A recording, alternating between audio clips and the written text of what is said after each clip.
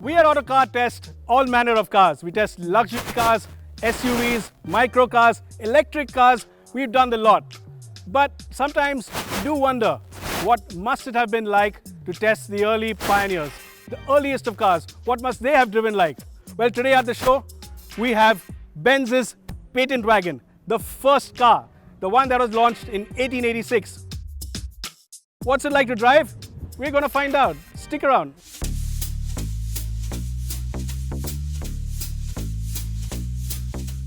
Alright, at the outset, let me tell you this isn't the real thing. Built by UMS Technologies in Coimbatore, this near-perfect replica, however, is as close as you can get to the original. It's so close, in fact, Mercedes have something similar in their own museum in Stuttgart. The first thing that you notice when you walk up to this car is that there aren't too many familiar bits. Yes, the chassis is built out of steel tubing and the rear suspension is by leaf springs, like the Mahindra Bolero. There are, however, bits you just don't recognize. A strip of leather that pulls itself around the drum actually works as the brakes, and the single-cylinder engine faces forward. No modern car can, however, compete with one thing. It has 44-inch wheels. Now, the Benz Patentwagen works on the same principle as petrol cars do today. It's called the four-stroke cycle or the auto cycle, which is where the name automobile comes from and which is where autocar comes from. This engine is a single-cylinder 900cc motor. That's the piston. That's the sleeve for the piston.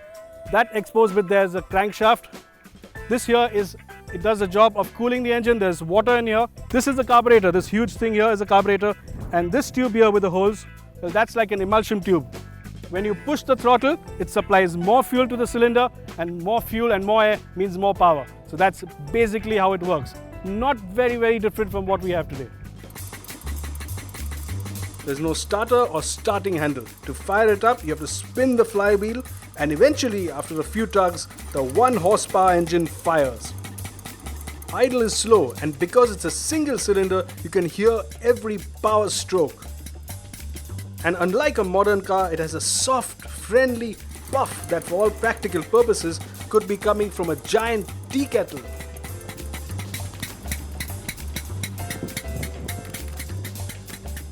Now, normally in a car, you have a steering wheel, and that helps you via a rack to point the wheels. But this is a simple single cycle wheel. So all you do is you point this tiller in the direction you want to go, and the Patentwagen goes in that direction. Direct steering, yeah, I'd say it has a direct steering. Now, a leaf spring suspension is not normally associated with a good ride, but here, surprisingly, we aren't feeling too many of the bumps. It isn't that bad. As you can see, we aren't being jostled around, and that's pretty amazing. So it steers well and even rides well. But what's the power like? And can it go up slopes with just 1 horsepower? Now, it is a 900cc cylinder, but there's barely enough power to even pull up a slope like this, a gentle slope. What I'm doing right now is concentrating on getting it up this gentle slope. So I'm zigzagging a bit, and I'm sure that's something Benz must have done himself.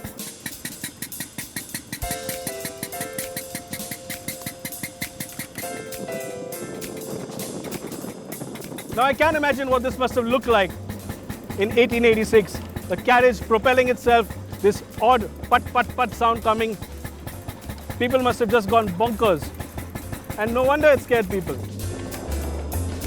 What a colossus Carl Benz's Patentwagen must have been back in 1886. Fundamentally different from everything else around at the time, it established that the motor car or autocar was workable, practical, and here to stay. This was a machine that changed the world, right up there with the discovery of fire, agriculture, the first aircraft, and modern-day computing.